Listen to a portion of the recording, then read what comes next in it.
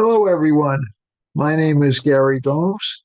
I'm here to talk to you about Vedic astrology, how it affects the world, how what the interaction between astrology and the world is, and also to give you a forecast for your individual charts for this coming week. And also, as an extra feature this week, I'm going to look at some charts of some prominent nations around the world. So before I start that, the best way to contact me if you're interested in lessons or something of the like. I have bags behind me. They're keyboard bags. My apologies for the unpleasant environment. Um, basically, um, you can contact me at 508 525 0001. Again, that's 508 525 0001. I can be contacted either by text or you can call me directly, which is fine with me. Or else you can email me at Gary Gomes G, all run together, GaryGomes G at gmail.com. That again, that's Gary Gomes G at gmail.com. My voice is a little raspy today. I've been talking a lot. And so bear with me, and I'll try to make this as pleasant as possible for all of us. Okay, so last week we looked at several countries on the world map. I'm going to start with an overall map of the world situation right now. So, the first country I want to focus on after this is Japan, because we had some earthquakes there recently, very serious earthquakes in Japan. And but I also want to look at the world map first, too. So that's Japan's map.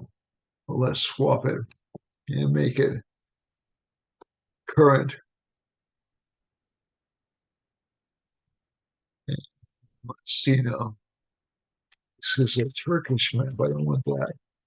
So I'll look at Japan, uh, probably Russia. I don't think I looked at Russia last week. Um, probably the European Union and um, India. So let's see now. So we have, so this will be a lot of information in one video. And so forgive me for that. We just get the current location in. If you want to study with me, I'm more than happy for you to contact me to study or have a chart done. And we can discuss pricing, et cetera, et cetera. So, as I'm talking to you today, we have a Moon, Venus, Mercury conjunction in Scorpio. Now, that entire conjunction is, I'm just trying to lean back so I look a little bit more like my head isn't chopped off. So that entire conjunction is aspected by Saturn.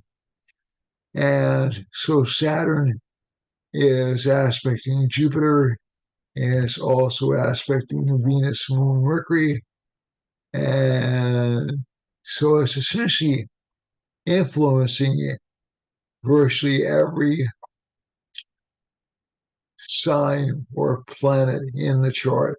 It's aspecting Mars sign, so that's Aries. Jupiter's in Aries right now.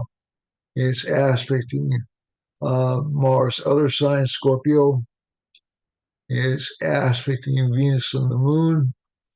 It's aspecting the seventh house, which is Leo, which is ruled by the sun, is aspecting uh, Jupiter, which has Mars in it. And there's a mutual exchange between Jupiter and Mars. So that explains to a certain extent why everybody is so amped up to fight lately.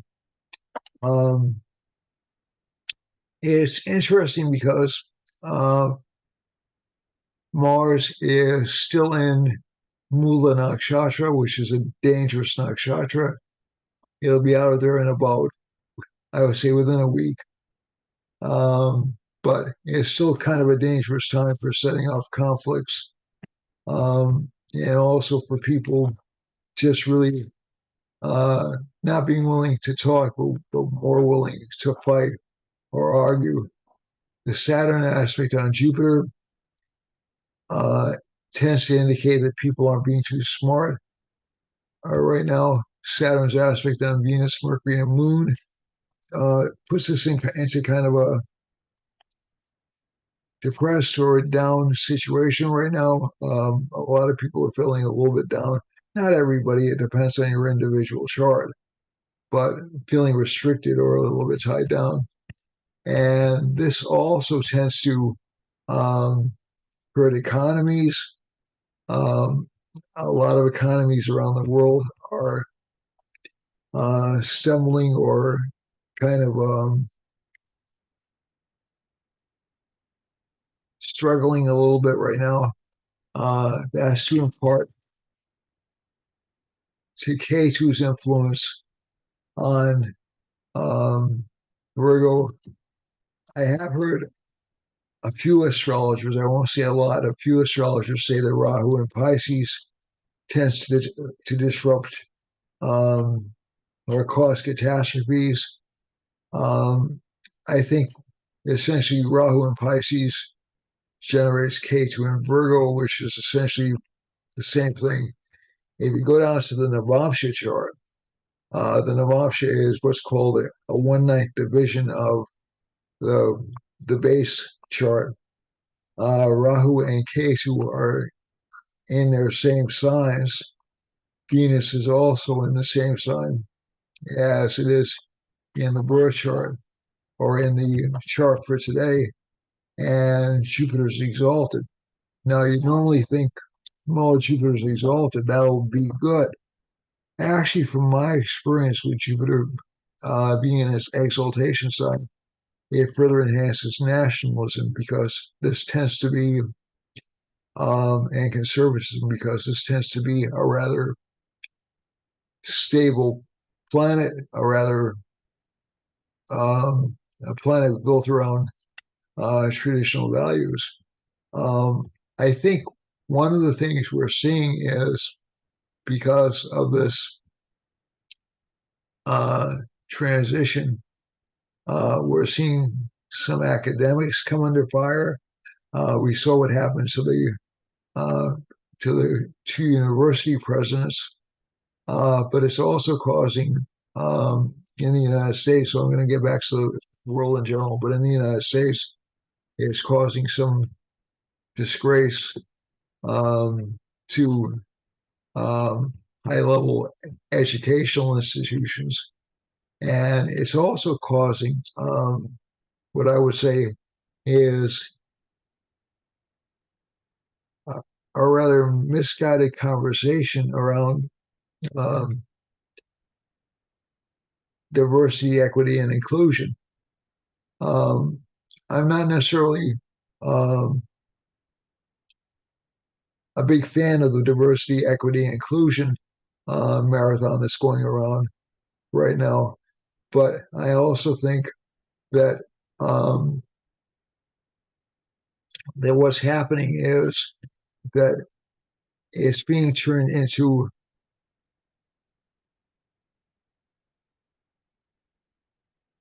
a war, basically, rather than a discussion of where um, of the merits and demerits of diversity, equity, inclusion. So there should be some kind of a discussion. I've seen some of the debates, and I think that I have to agree with some commentators that the diversity, equity, inclusion debate has less to do with unqualified individuals being put into positions, and it should be more focused on. Um, so I'm not saying they are doing that, but it should be more focused on um, a an expansion of the viable pool of candidates from as many different groups as you can. That was the original intent. So I think that it's being done. The debate is being engaged in rather clumsily right now. Um, it's um, it's unfortunate because uh, what we're getting back into is uh, debates around race or identity versus um, how the system can be improved or made more equitable uh, and still um, and still based around merit. And I think the really unfortunate thing is we're extrapolating from a few cases into a larger discussion, um, which is essentially damning the entire initiative. So I think that I so again um, I'm some people don't know what to make of me because I'm not really. I think about these things from multiple perspectives. I don't think about I don't think about diversity, equity, and inclusion as necessarily being a bad thing. But I do get concerned when every um,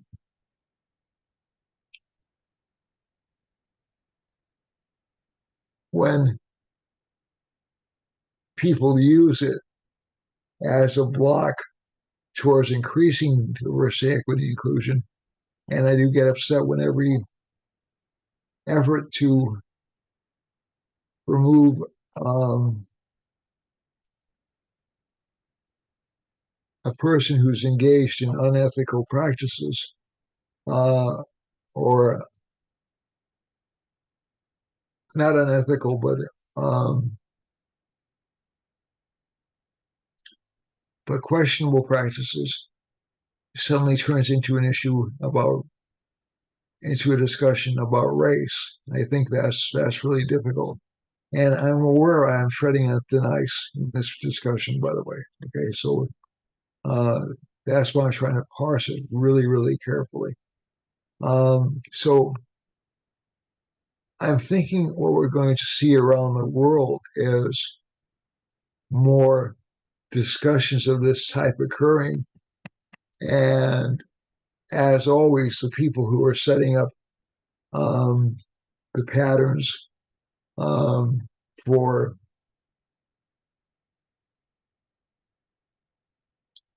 bad behavior or careless behavior aren't the ones who are being attacked. It's essentially the people who have been put into positions, maybe have done something wrong, but maybe they're being attacked too vociferously, too aggressively. And it's turning into a very emotional, very thoughtless argument. And that worries me. So that's sort of and I can see that trend continuing at least through April because of Saturn aspecting Jupiter.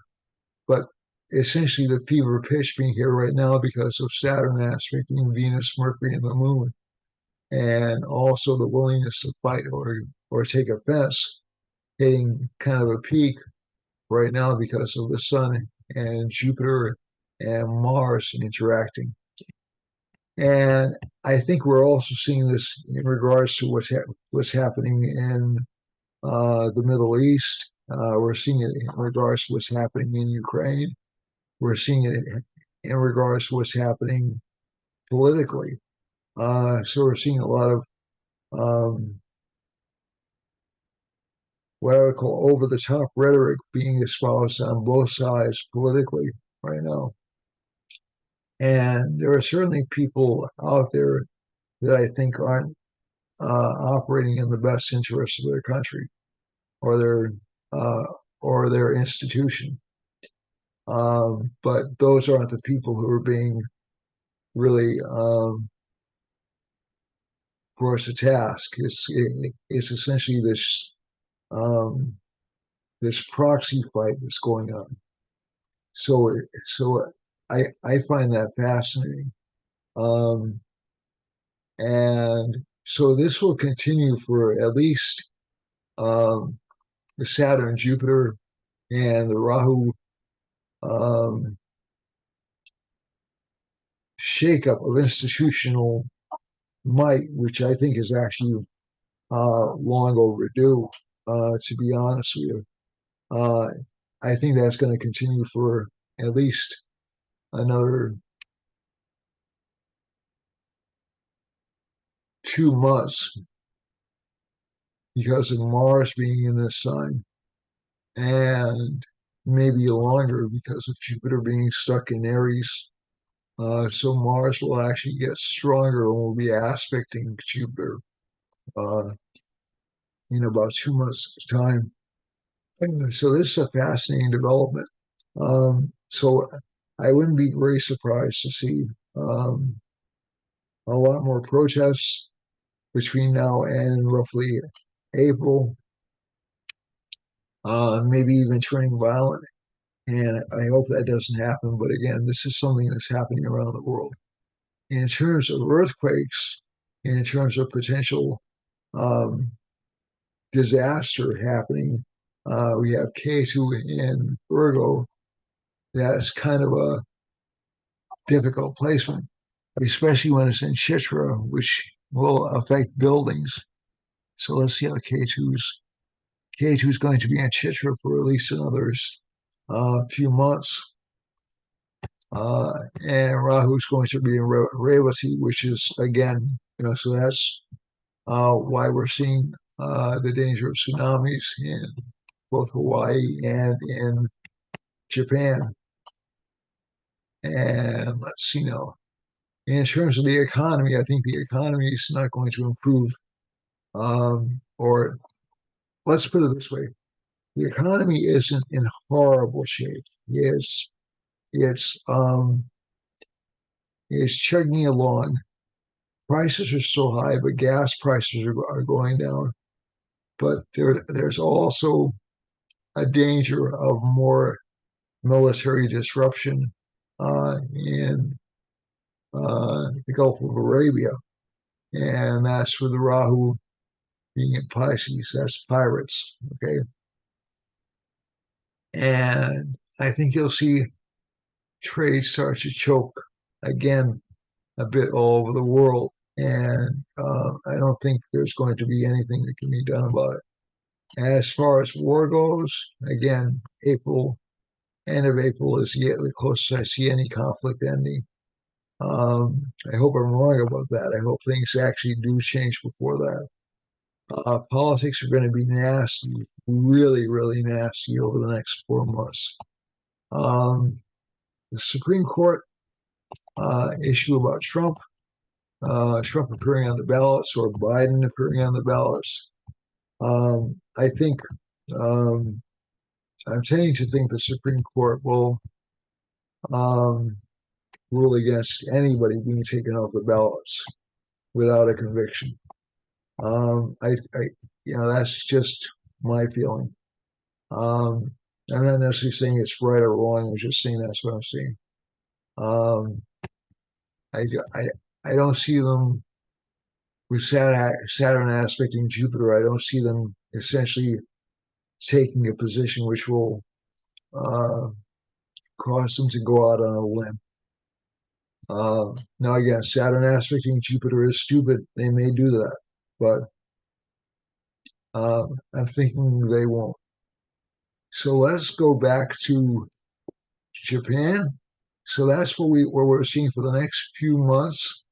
I'll be on next week with Jean Karazian to talk about the world map, probably on the 14th. And but again, this is a kind of a bumpy year. It's not really a smooth year by any stretch of the imagination. And that's the year of the dragon in Chinese astrology, and I'll probably talk about that in January as well. Uh, I happen to be a dragon, and dragon years are always a little bit disruptive, although they're not always negative. So let's go over here to uh, Japan, and Japan has this Taurus rising sign, Moon and Rahu in Gemini, and it's being hit by the Sun and Mars in its uh, eighth house, which is unexpected catastrophes, happenstances. Ketu's hitting the fifth house. It's not being lucky. Rahu is hitting Mars and Venus, which can give both land and sea uh, problems. And is in a Venus, is in a Rahu Venus Mercury subperiod. So Japan's been in a state of transition for really the past, oh gosh, since around 1990. And that actually fits in with their economic stagnation. Japan is still a very rich country, but it's been economically stagnated. And Rahu's in its second house along with the moon. So that makes sense in terms of its economic stagnation. There'll be a Rahu Sun combination coming up in 2024, in March of 2024. And you may see a new government take over in Japan. Not necessarily sort of an emergency government, and maybe getting rid of the old ruling party. Let's go to sure. I think I did Russia last week. Comparison comes. I'll go to the. Oops, sorry. Uh, Go there. Russia chart. So we're gonna go.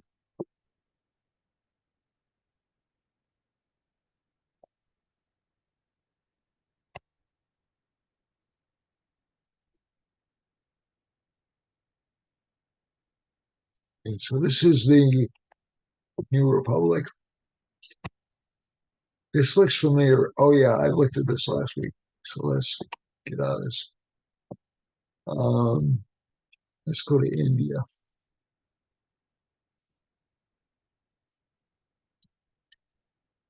I did China last week too.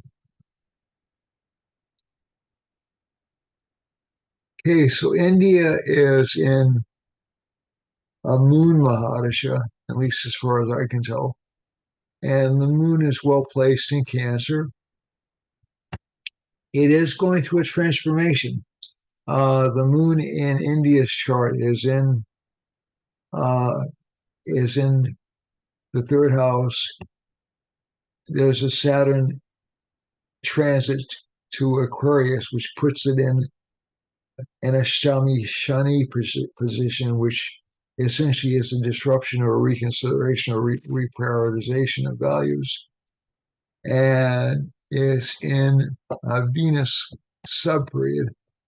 So it is being attracted more towards material wealth. Venus does that when it's in that particular sign, and also when it's at that particular degree. But basically, um, You'll see a little bit of civil unrest in India after February 10th. And again, a lot of planets are in Cancer for this chart. So the next period after May of 2024, you'll see a Jupiter transition, and that will make India more mercantile, more impulsive, more um, prosperous. And some people were wondering about Mercury, about India emerging as a world power, as um, as a dominant nation in the world. And I think that's true. I think it's possible this year. And I think it's even more likely during the Mars Mahadasha in September of 2025. And Mars Mahadasha will lead it to a Rahu Mahadasha in 7 years. And it'll be a very dominant economy. Maybe the largest economy in the world, maybe not the largest economy in the world, but certainly in the top three. And I think it'll actually surpass China. I think it'll become the number two economy in the world. That's not me being hyper nationalistic about the United States. I just don't see the United States being knocked out uh, anytime soon. It's possible, of course, that it will be, but just I think India is gradually building up strength. It's got the largest middle class, but it still has enormous um, pockets of poverty. Um, it will be the largest. It is the largest nation in the world population-wise right now. It surpassed China. So again, that's formidable. It's got formidable possibilities. It also has formidable problems too. So I'm not. I think one of the things that we'll see um, during the Rahu, when we get to Mars, is we'll see a big buildup of wealth. But during Mars Rahu, maybe even some revolts or rebellions in 2025, and um, maybe even a transformative government coming in, or maybe even not really a militaristic government. Right now, it's in moon periods tend to produce what I like to call um, opulent ages. So moon is in its own sign; it's very strong. Um, but the moon sun will tend to, that's a period which will be around March of 2025. Uh, I think we'll give it sort of a more government control over things, and that could speed up growth or slow it down.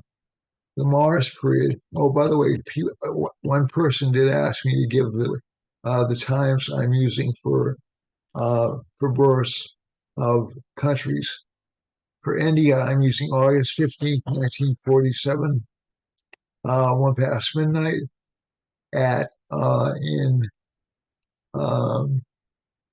see where it is in New Delhi, India.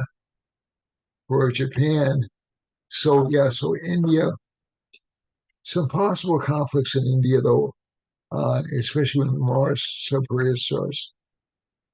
Some possible trade wars with Japan. I'm using uh, February 11th, 1889, at 12 noon. This is I believe it was either programmed into my software or I pulled it from the internet. I can't remember which. So let's go to the European Union.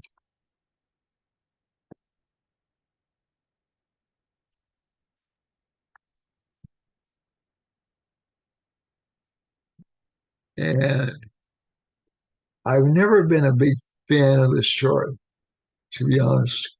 And it's not because I have anything against the European Union. I just think it's really not it's not a good chart. The first house lord is in the 11th house with K2, so that means it has basically the seeds of its destruction sown inside it. Um, one, two, three. Venus is weak. The sun is weak.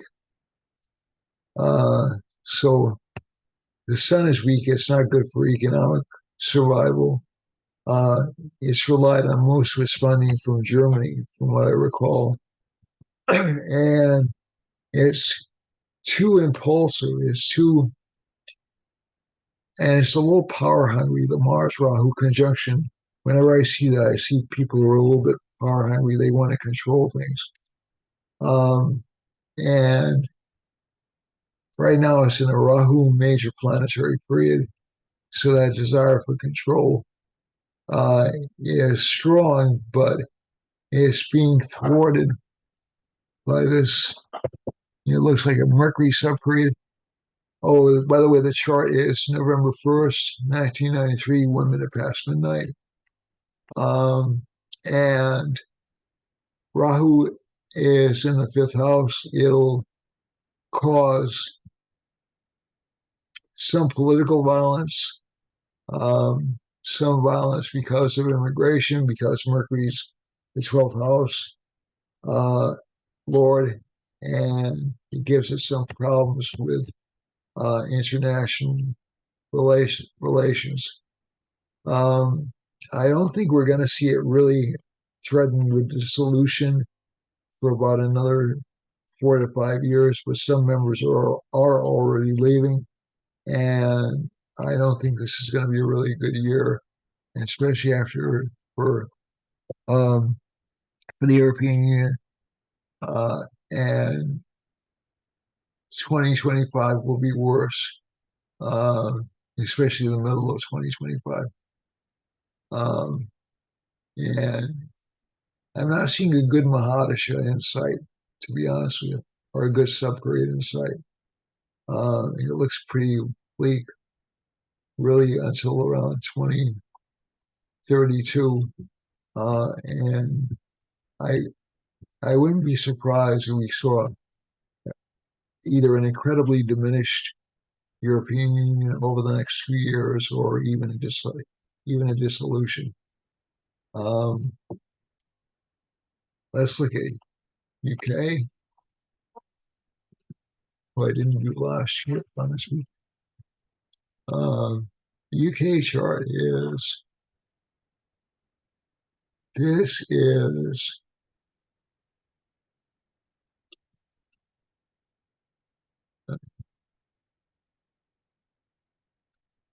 okay. So I'm taking really the date of the UK as being when the Union was when it was first called the UK. And if we go over here, Cage was in the first house, so it's been a little bit contentious, obviously, over the past 100 years or so. It obviously it was at its peak in the 1800s and in the early 1900s, but it had the seat of dissolution in it with Saturn in the 12th house. And right now, the UK is going through a Rahu major planetary period, which again is not really. Jyotish indicates that's people from other countries or other cultures. It's not me saying that. It's essentially Jyotish saying that. And they're dealing with problems connected with that. And they don't have a real resolution. You may see a change in governments in the UK in about 3 months or so, 3 to 4 months or so, because of Jupiter entering this sign. And you'll probably see some violence in the UK over the next couple of months.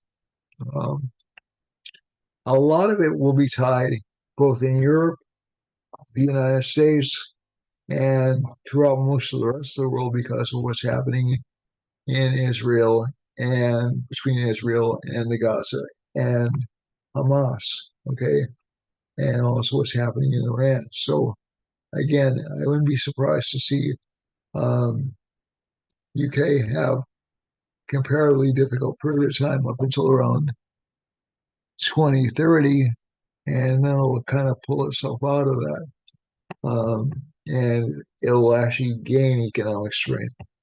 But I just think this is really not a good map. It's confused right now. Rahu Ketu separated is incredibly confused. The date of this chart is January 1st, 1881, um, one past midnight, and I believe I had it in London. Let's check. No, it's in Greenwich, UK. So I I use the Greenwich to fall line, which is essentially part of London. So this particular map, the K2 in the first house, um, sort of a willingness to give up. Basically, and that Rahu in the seventh house indicates lack of a willingness to give up. It wants more, but it is being overburdened, or it is being, um, it's in a Rahu Ketu return, so there'll be disruption in the government. Um, I'm thinking you're going to see a labor government in within a few months, not because labor is going to be, it's probably going to be more liberal than conservatives have been, but um, conservative governments in the UK really aren't radically different from mainstream democratic governments in the United States. So it's really, uh, but also labor has shifted a bit over the years. They're not really, um, how do you say, they're not quite as left wing as they once were, especially um, after the Tony Blair prime ministership in the 1990s. So expect some shifts in English government, especially after April, but definitely by July. Okay. And again, some economic hardships. So I'm going to go to France. And then back.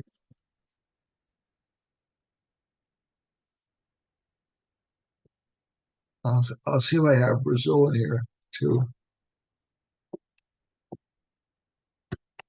And I'll try to cover some African governments. Um, so this is interesting. This is like the UK in reverse. But again, it does show France. This is October 6th, 1958 government formed at 6:30 in Paris, France, I believe. And we have K2 in the first house, Mars in the third. So strong cultural identity. Moon is in the fourth. Um, Venus, Rahu, Mercury, Sun, uh, all in the seventh house. And Jupiter's in the eighth house. So one thing that's interesting about France is France um, had laws were put into effect that forbade the wearing of burqas or traditional Muslim clothing in schools and in the aughts, and they've been more resistant to that cultural acceptance than even England has been. So I think, and Mars and Saturn aspect each other. They want everything perfect. They want everything done in a certain way, shape, or form. Moon is in the fourth house, very strong nationalistic tendencies there. Mercury, Venus, debilitated. Again, a lot of the European countries with debilitated Venuses, so they're not really hot on luxury. They're hot on tradition, but they're not hot on luxury. And I think this combination. So we're not really seeing um, France in a very good place right now. It's in Venus Mahadasha. It'll hit a Sun Mahadasha in July of 2028, but it's in a Venus Saturn subperiod, so it's going through some trials and tribulations. It hits a Venus Mercury period after July 2nd. You'll start to see it turn around a little bit after that and start to, as I said, reestablish some form of national identity or start to fight back a little bit through communications, maybe control communications a little bit more. And let's see where they can get Germany. Now I have Germany. I do have Nigeria. Okay, so let's look at it. So we will look at Nigeria. Germany has very nationalistic, although it's not really proud of it. And again, all these European countries being debilitated. So this is October 3rd, 1990. This was the reconsolidation of Germany after uh, the Berlin Wall came down. Moon is in Aquarius, very unconventional moon. Rahu's in the seventh house, likes to dominate people, likes to control other people. Um, Convinced it has the right answers, basically. Now it's in a Mercury Mahadasha. Uh, Mercury's exalted, so it's still going to be making money over the next few years. It's nowhere near collapse. As a matter of fact, even K2 Mahadasha will keep Germany prosperous. So I think that's interesting. So but again, Germany will be facing some civil unrest, mainly because of Saturn. It's going through a transformation period over the next 4 to 5 years. Um, so perhaps no new government, but perhaps a lot of civil reform. And let's go to Nigeria. So I won't do Brazil, I'll do Nigeria.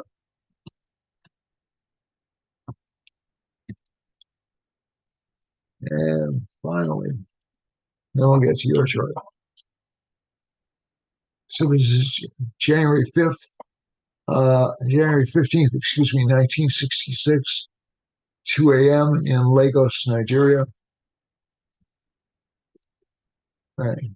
So this is a Libra rising country. It's been experiencing some economic trials lately.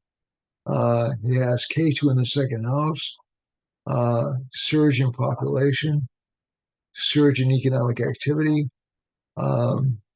some financial crises, though, most definitely. And that's going to continue really for the next few years. Nigeria is a country in transition, at least until 2030. And actually, its transition period just started last year.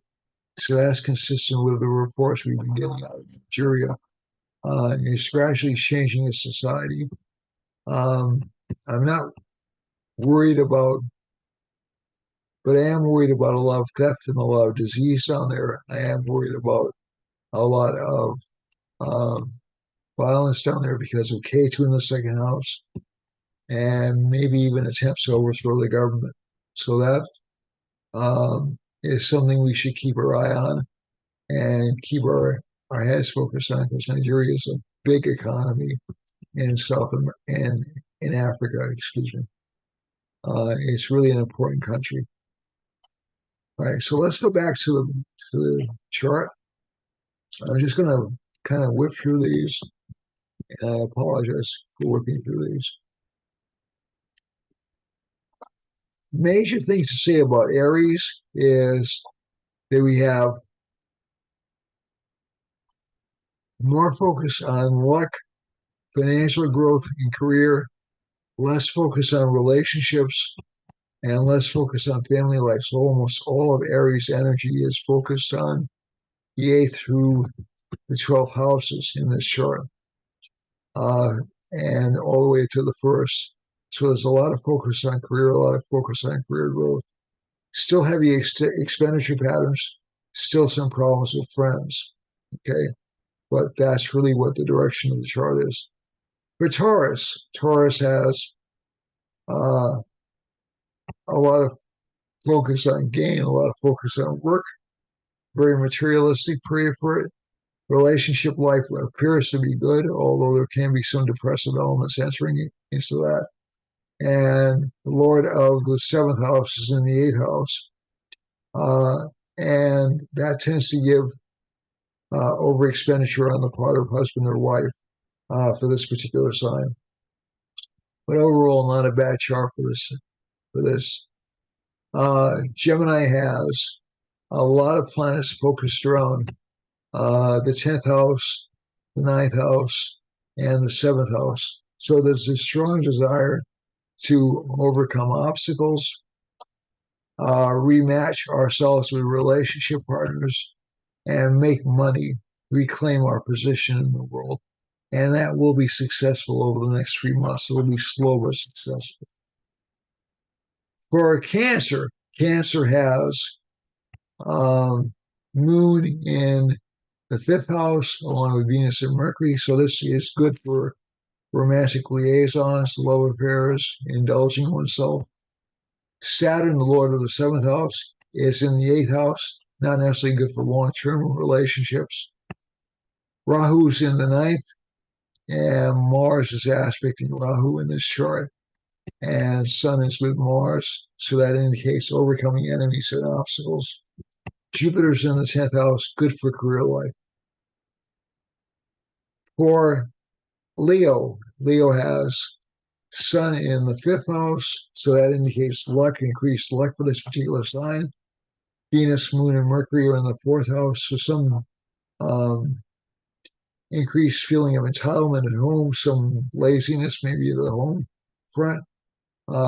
Saturn's in the 7th house, so relationship life will stay stable. Rahu's in the 8th. Again, too much expenses for relationship matters. And Jupiter's in the 9th house, so good luck for this sign basically this week. For Leo, so that's for Leo. For Virgo, Ketu's in the 1st. Some lack of direction in this sign, unexpected problems or unexpected breakdowns, difficulty in addressing problems. Venus, Moon, and Mercury are in the 3rd house. There's a strong desire not to upset or hurt anybody.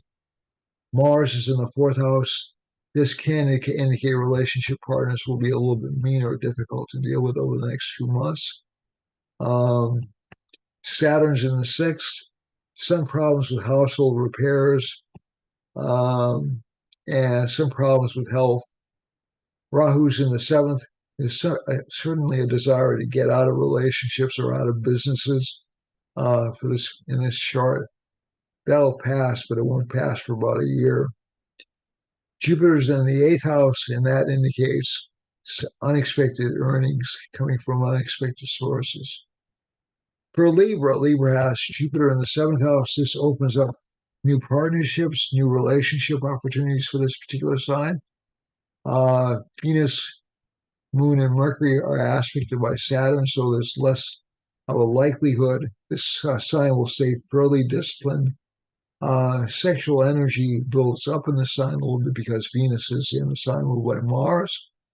But I think one of and there's more of a tendency towards sensuality, maybe even towards infidelity for this sign.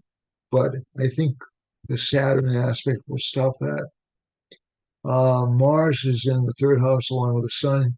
Good courage, good ability to draw on money. Saturn's in the 5th house. And Rahu is in the 6th house. So again, some worries or concern over illnesses. And there can be expenses due to pets or due to unforeseen breakdowns in cars or vehicles. For Scorpio, Scorpio has Venus, Moon, and Mercury in the first house. This has a good combination for financial growth, good for relationship life, and Sun and Mars in the second house, good for money for the sign.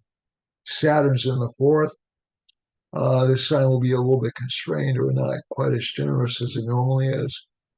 Jupiter's in the sixth, so abundance of illnesses. You have to watch out for that. Ketu's in the 11th house, so again, watch out for friends. First, Sagittarius, Sun, Mars in the first house. So there's the exchange of the first and fifth lords. That's good. That's good for past life credit, good luck. Excuse me. And Saturn's in the third, a lot of bravery. Rahu's in the fourth, so there's sort of an interesting disrupting life, moving in new directions. Ketu's in the 10th, though, there's still a lot of uncertainty about what career to pursue. And that'll continue for a while. For Capricorn, Capricorn has Sun and Mars in the 12th house. That'll give a lot of financial blockages to the sign. Saturn's in the second house, so it'll make money. Rahu's in the third, it'll be brave. Jupiter's in the fourth, good investments from home. And Ketu's in the ninth, so watch out for sudden losses or sudden disruptions in finances. For Aquarius, this sign is kind of dominating the chart because of Saturn being placed in it. So Saturn gives, again, strong desire for money, a lot of expenses. Jupiter's in the third house, and that makes the sign more polite, more cordial than usual. Venus, Moon, and Mercury are in the 10th house, good for career life, and Sun and Mars are in the 11th, good for financial gains. Finally, Pisces, our friend Pisces. Pisces has Rahu in the first house, Jupiter in the second, so there's a strong desire for financial gain or even recognition. And this is also gives into some scandals connected with political institutions, but Pisces will have to watch out for how it makes its money because it can be prone to scandals being uncovered later on if it isn't careful. It has a lot of expenses. There's this strong desire to make more money. Sun and Mars are in the 10th house, very strong desire to earn. And Venus and Mercury in the 9th house, very good luck for earning. But again, be very scrupulous about your investments or about your business practices because it'll come back to bite you. Let's go to the map. I don't have only a couple of minutes to talk about this. Areas of the world I think are problematic. So we have Moon over Hawaii, Venus over Hawaii, so some danger of flooding there. Mercury is passing over close to Washington State and southern Canada. Mars. So we had earthquakes in California. The Mars line is close to California right now. There's also a sun line passing through New Mexico and Arizona. So between the sun and Mars right here and this Rahu line, it can still be panic in California, Northern California in particular, from this chart. And also some immigration problems showing up. Jupiter stands for foreigners, by the way, in a Vedic chart. So this is one of the reasons why I'm using that term. Jupiter's hitting a sun line, so there'll be a lot of government control or government activity around this part of the United States. And also in Canada, there's a really interesting Moon-Saturn line over Canada right now. It's in the central part of the country, close to Ottawa, closest closest to the capital, not really right there. And there's a Venus line going right down the east coast of the United States, where we have a snowstorm here right now, down into Cuba, down into, and a Saturn line hitting Ecuador and Peru and up into Venezuela. So Venezuela is going to be a little bit of a problem over the next few weeks. And there's a Saturn line hitting Peru and Chile, and a Mercury line hitting Brazil and going into Paraguay and Uruguay. So I think we can expect to see those parts of the world a little bit under pressure. That map just sized up on me a lot. God almighty. Okay, so I'm going to keep it smaller. Here's why to do that. I must hit the zoom out.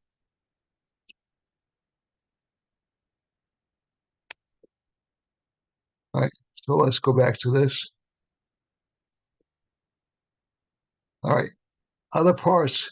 Again, some governmental scandal in Brazil that keeps showing up repeatedly. I haven't heard a lot from Brazil, but that doesn't mean there's nothing happening there. Some earthquake and volcano activity off the coast of Iceland again, and also violence happening in England, France, down through Algeria. And there's a Venus line indicating some flooding or some storms in Spain and Libya. And this moon line doesn't help it. There'll be some really bad storms down in Central Africa, and some communication, some political failures in Egypt and Sudan, all the way down to Mozambique. Um, and there's a sun line, so increased governmental authority coming out of Norway, Sweden, Germany, Eastern Europe, Turkey, Saudi Arabia, and maybe even some possible violence in Italy and Greece. Let's see now.